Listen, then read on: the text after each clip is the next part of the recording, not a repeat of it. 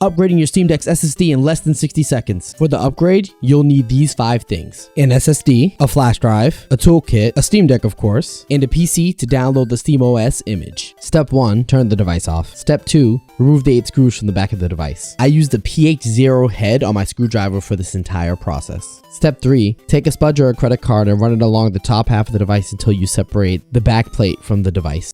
For step 4, remove the metal plate to the left by unscrewing the 3 screws holding it in. There will be 2 visible screws with one hidden under a sticker towards the top. With the metal plate removed, you should be able to see the SSD. Unscrew the SSD and remove it. Take the shield off the SSD to put onto your new SSD. Now plug your new SSD in and screw it down. Congratulations, you have now successfully installed a new solid-state drive into your Steam Deck.